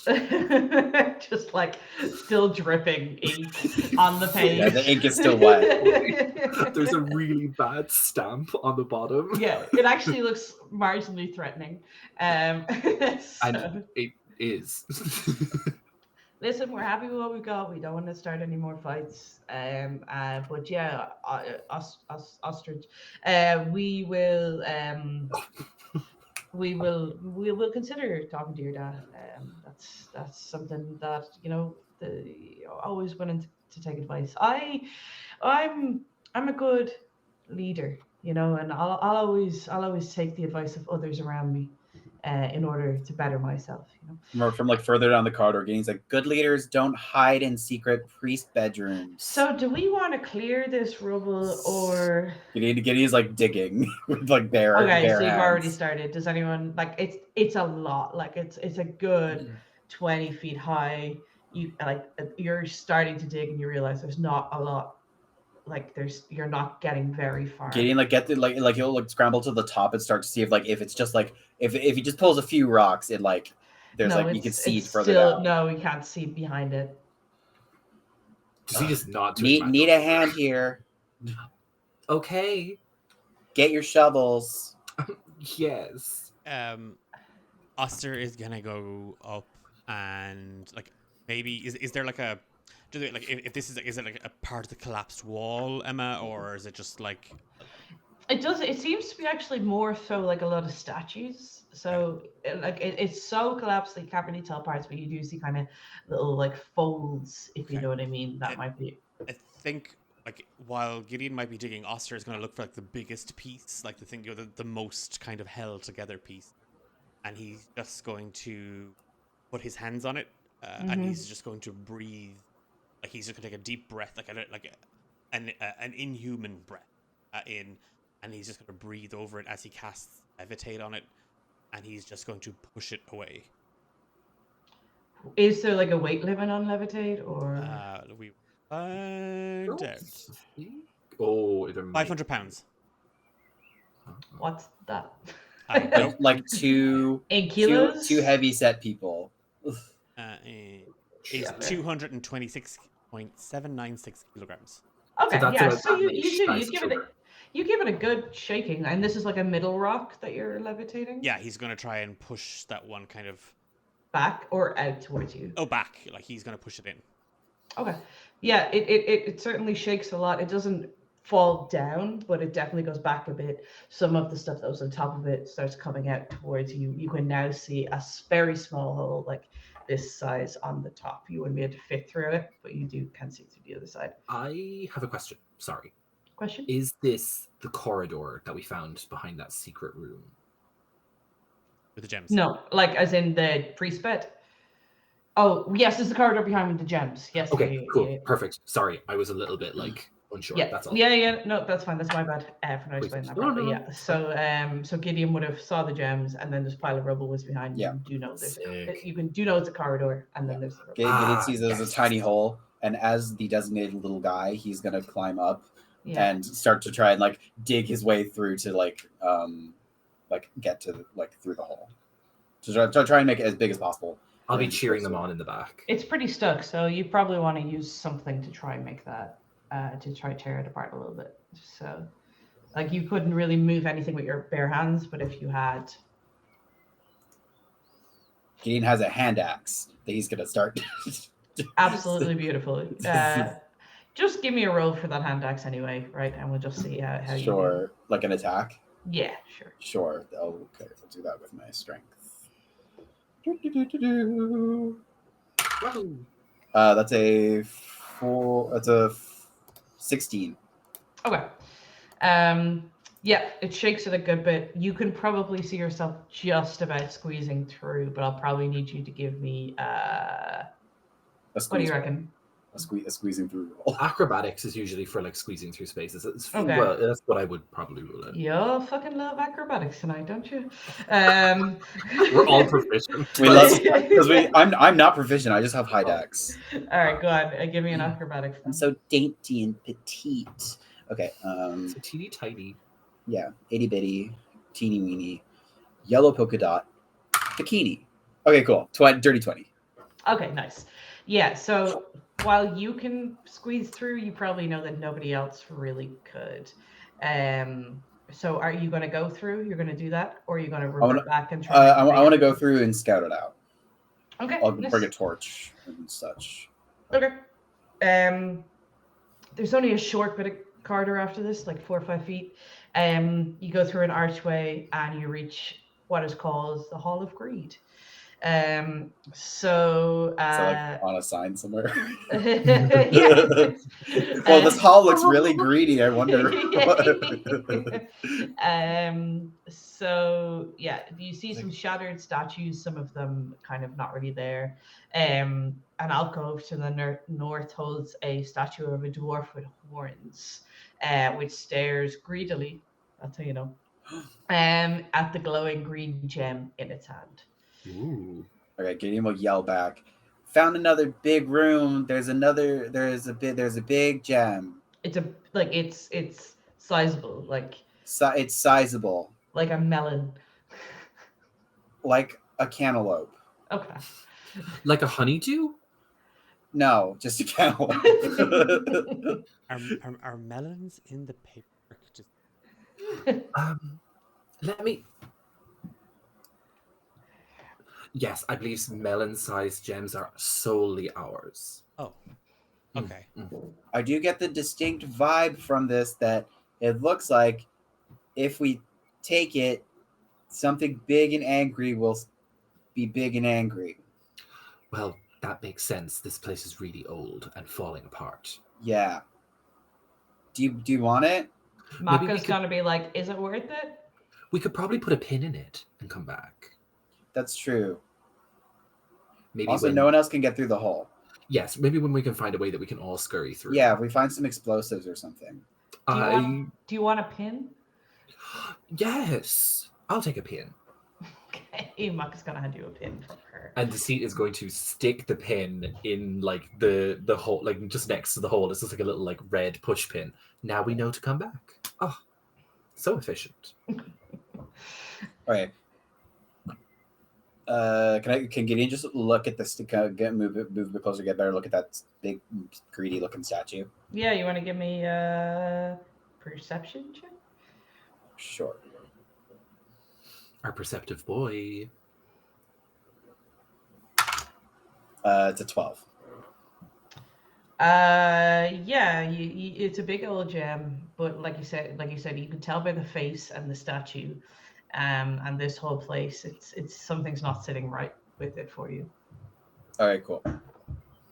Gideon is going to turn around and go back and scurry through the hole, which I assume I don't need to roll to get back through. No, you're good. Yeah. He scrambles back, So you're sticking there covered in forever? dirt and dust. Well, bye guys. It's just me and I'm gonna have to live off this cantaloupe forever. All right, cool. Very good. You go back. At this Yeah. point, the dwarves are going to be like, okay, it's pretty late in the evening. Let's go back to camp. You guys can stay here for tonight, and we'll send you off on your way back to Fandolin. Thanks for telling us about the dragon. We'll keep an eye out. No problem. I think we can. We're good to make it to our next location All by right. ourselves. I think we're pretty stocked. Yeah, I don't want to sleep with you. What? Sleep like in your vicinity. Oh, okay. That was confusing. Gideon looks like he's like, why? It's just, He's just going to like kind of like push Gideon away a little bit. And just like, don't worry, he's lived in the woods or something to that effect. Just like pushes him away. And the dwarf is going to look at their partner, who's visibly angry, and be like, "Why were you not more pushing back on this? Or like, why could you? I don't understand why you weren't offended by this. Do you want to sleep with them?" And they get into a small argument as they start leading themselves out of the canyon. Are you guys all following? He will head out of the. Well, Yes. Deceit's going to start heading out of the. Yeah. I'll follow too. Okay, so you go back through like the town where the walls were, where you found the toy soldiers. You go back through all of that, and suddenly you hear big stomps, and 4 giant orcs are coming towards you. Now, what's interesting is that you know. Actually, give me a perception check, all of you. Yeah, let's go. I'm That's a ready to number. perceive something. Oh, that's a natural 20 for 27. 17. 13. All right. Okay, got 5. So the 3 of you notice, and especially, so I'll start with you, Gideon. Your Because I have the longest hair. Because you have the longest hair. I love that bit. I couldn't even bring it back. Yeah. So Maka's just putting on your buzz cut wig, and says you notice that this, or you can tell that they are a family, and you can tell that everything they own or would possibly own, they have on their backs, or they're rolling on a cart behind them. That's not normal, as you know, for orcs, if they're going to be outside of where they are. But you can tell they're angry, they're aggressive, and they have only one motive, which is to kill you guys and get you out of their way. Damn. So Deceit and Oster, You kind of see some of this. You can tell they're close. You can tell they have a lot of stuff more than normal, but other than that, you don't notice anything else. Maka is happy to be there. So She's happy to be nominated.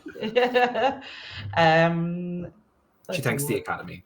We're at quarter to 10. Yeah, we can do this. All right, let's do another initiative.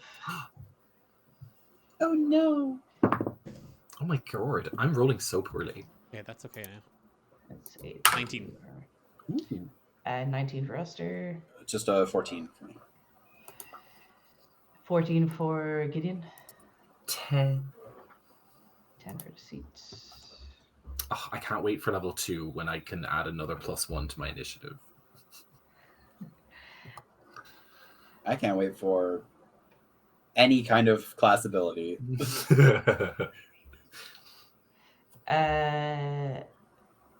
Okay. We have 4 orcs, so let me roll for them. Forks. Orcs, if you will. Forks, I Washington, won't. the town in which Twilight is set. I have a baseball cap from Forks, Washington. I just wanted to say that. I've never read Twilight. Am I a Twilight fan? I've never tried a single light. We should watch it together. They're so all fun. watch it. D Dungeon, let's watch. We're Twilight Marathon. I actually played a cleric one time that was a Twilight cleric who just was fully like into a fictionalized version of the Twilight books. And her holy weapon was like a glittery bust of Robert Pattinson. I live. It was really funny. All right, let's get going. So, what do you guys do when you have 2 people who have the same initiative rolls? You usually check who I go off has their dex modifier. yeah. All right. I have this in an Excel sheet and I just sorted it in order and I'm just going with whatever that put first. Is Yep. that all right? Yeah. Okay. Totally. Oster, you're up. Oster is going to. Maybe that weird person, but he's going to kind of walk in, kind of. His hands aren't up, as in like, we're under arrest, but it is, I think, if he's like they're in front of him. Hi there. I'm Oster. This is Deceit. That's Gideon. This is Maka. That's Fong. That's Daz. One of them is Dazzlin, and the other one is Norbus. We're not with them. We're about to go. Is this? Did we walk into your home? Do you speak Orcish? I do. Because I'm getting into half orc. I only speaks common. Okay. Gideon will give a very abridged, less emotional version of whatever Oster just said. The 2 bigger orcs are gonna just shove the 2 smaller ones behind them, and rather than respond in orcish, they're gonna let out a loud roar and draw their weapons. Being from Neverwinter, like seeing people who are kind of downtrodden and kind of struggling, fairly common, especially in the kind of the district that Oster's family's pub is in. Mm-hmm. Is it immediately obvious that these people are sort of like on their, they've been shackled as to another, that they're not? It's immediately obvious to Gideon. Okay. But it's up to Gideon if they want to share that much. What was it that you that was impressive on Gideon, that they are like on their like last, they like it's everything they own. Mm-hmm. Okay. And do they look like they have a lot of food? Do they look like they're hungry? They're pretty emaciated. Yeah. Okay, cool. Gideon will just start pulling out food and like putting it on the ground in front of them. One of them's gonna take their great axe and just smack it on the ground in front of you. Okay, that's too big to chop the food with, but like, Gideon will say in like orc, be like, no fight, have food, we're leaving. Like, we have money if you want it. The dwarves are gonna jump in front of you and say, "But this is our home. This is where we live. They will kill us if they come here." I don't think that's in the papers though. Like this isn't your home. You were just searching it. This is where we've lived for the last 15 years. This is our home. Well, there's also a full town just across the way that we could bring you to, and we could leave this very peacefully and come back with perhaps reinforcements, maybe. They'll destroy this place and they'll be gone. It's This like is where 4 we have people. everything. Dwarves in the town hate us. This is where we want to live. We don't want to be in a busy town. We like the seclusion of the modest countryside. I don't know if we're in the countryside. Here we are. Damn, I wonder why they hate it. Yeah, that's Damn. that's another like. So if we're still in kind of initiative or. Oster still hasn't gone. Yeah, Oster. Like, I was gonna. Oster was gonna hold his action to like in case they attacked. Yeah. But he really does not want to attack these people. He really doesn't want to. And if the dwarves don't want to go, Then you two can fight over the territory. and he's going to try and knock out Dazzlin. All right, I'm gonna have to change my Excel. Sorry. Yeah. Karate chop to the neck. Or like you do the thing where you like hold the back of The the neck. sleeper like, hold. Sleeper hold, yeah. He's never been able to do that. That was he's only able to do it to himself. He's really good at knocking. It's how Oster's been falling asleep on the rough. He literally does a Vulcan nerve pinch on himself. Damn. That's so bad for you. I need one like that for but whenever I travel. I need one for that to just sleep at night, to be honest. We all need it.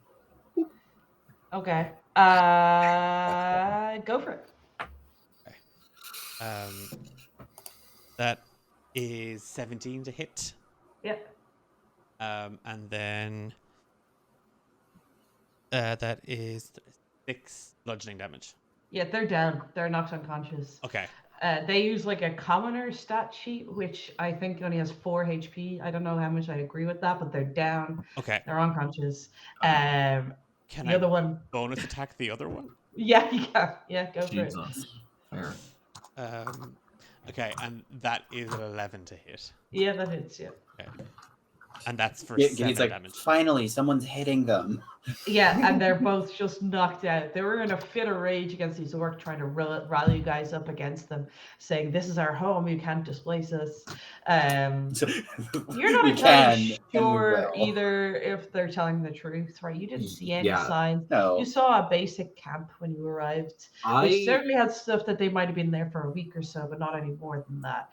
Deceit also saw freshly killed other dwarves, so I'm already really dubious on them. So Deceit is fully in on this plan too. They tried to swindle us.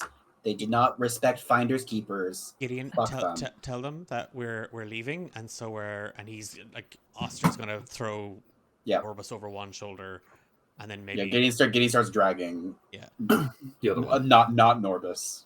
Yeah. The other one. So what does Gideon specifically say to the orcs? We're leaving. Town is yours. Have the food. You can see one of them drop to their knees in relief. And the other one turns to Oster, who realizes it was them that was communicating this. They have an orcish javelin, like a very large weapon, and it's engraved in their language and painted beautifully and gilded. And they hand it to you. Now, you are of no strength to lift this, but you appreciate the gesture. They are crying and hugging. And I'm going to start crying. They are Oster's welling up. so happy to have found a home where they can stay and they have shelter and warmth. Deceit is writing this down. Like, this is going to make a really good play. Gideon Such a tearjerker. asks them like if they need anything else. One of the bigger ones, actually one of the smaller ones, comes out and reaches for the food that a bigger one knocked on the ground and starts quietly trying to eat that. As the other ones start to make a slightly bigger fire scout out the area to try and build some beds, and just knowing that they have at least one night where they are safe and sheltered.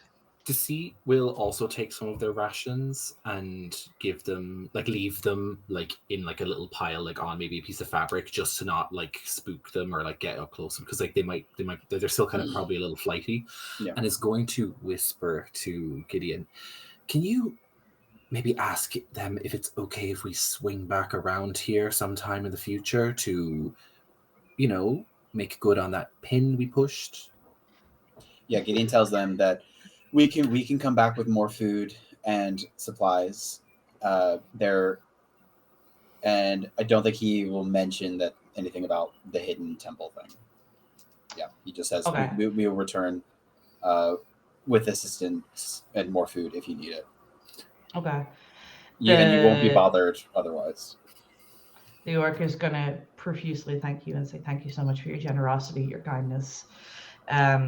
I can't tell you how much this means to us. Anything we can do, we'll be happy to do for you. So please come back anytime. Yeah. But when you're leaving, could you take those 2 bodies with you? We don't want to deal with them when they wake up.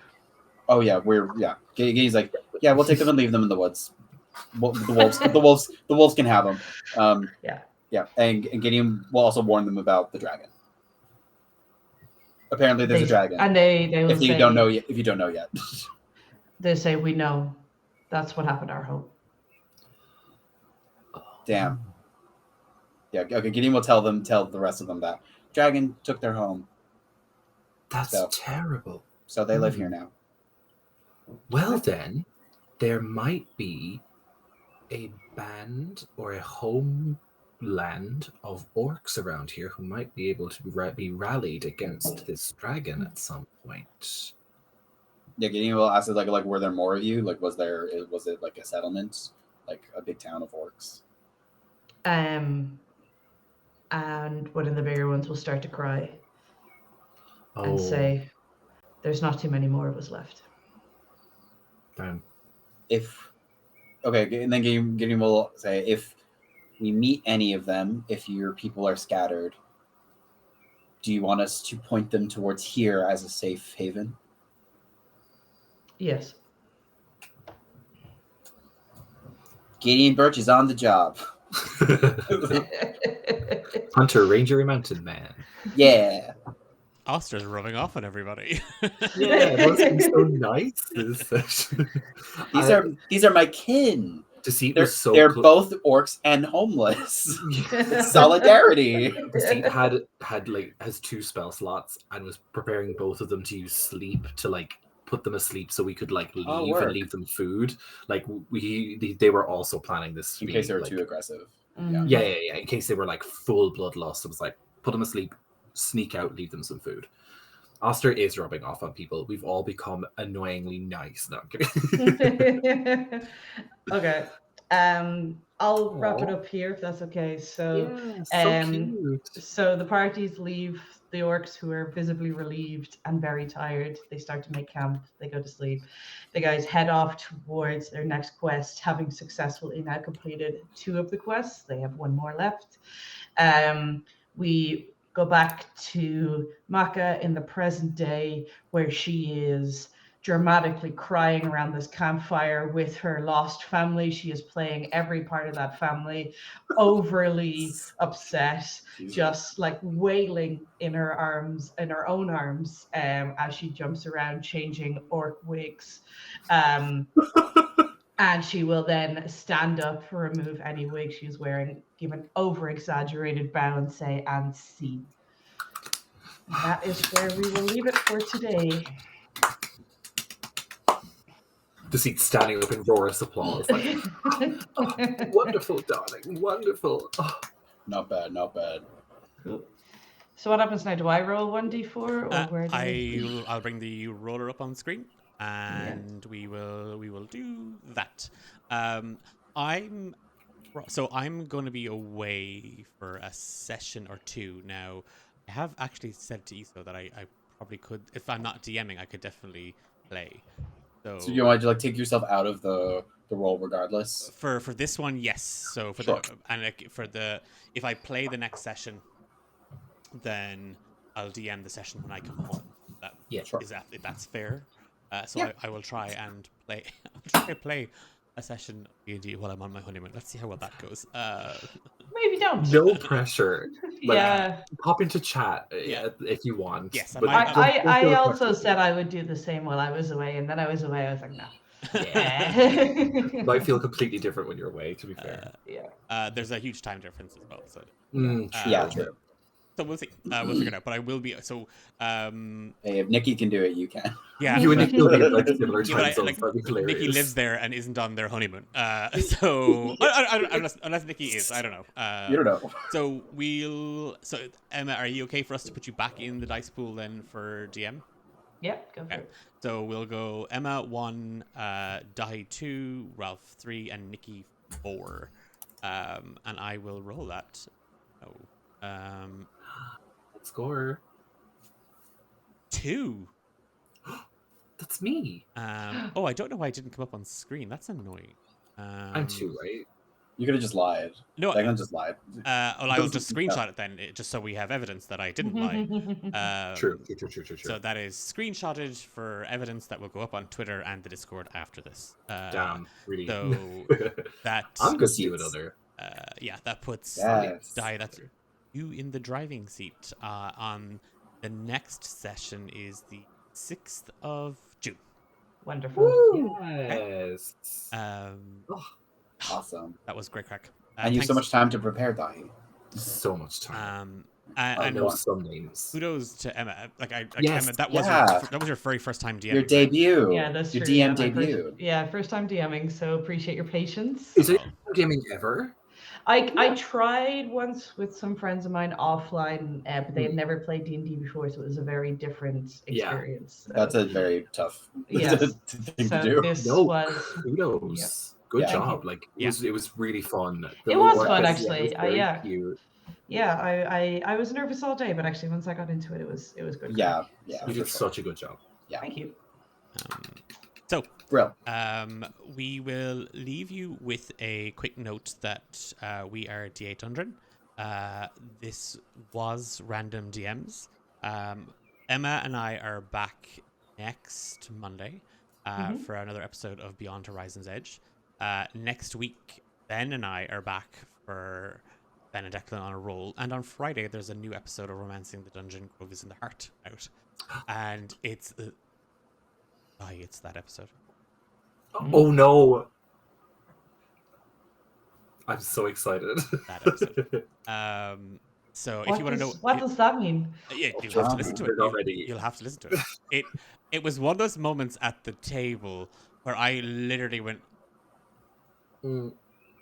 and like nothing for ages. There was just silence. And it wasn't panic. It wasn't like It was just like, oh, this happened. That just and happened. People are not going to see it for months, kind of. Yeah, it's one of those things that like we've all been sitting on for nearly a year. Oh, I'm so excited for it to be out, just so I can talk about it.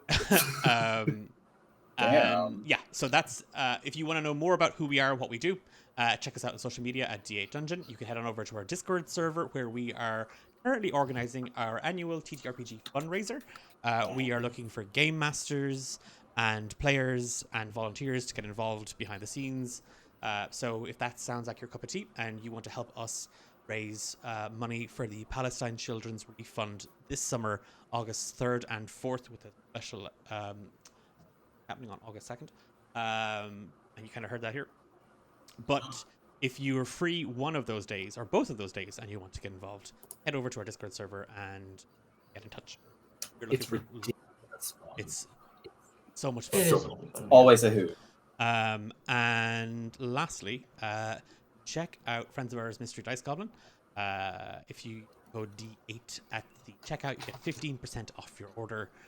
So if you're looking for some dice, TTRG goodies, accessories, enamel pins, you name it, they have it, including some really cool and fun resources and generated characters for your games. So totally recommend you check them out. Until then, we will leave you out. And I finished the credits that I had said I'd get done before the game started. So let's go to the Very go. excellent. Night, everybody. Let's celebrate that. Good night. Thank you so much. Bye.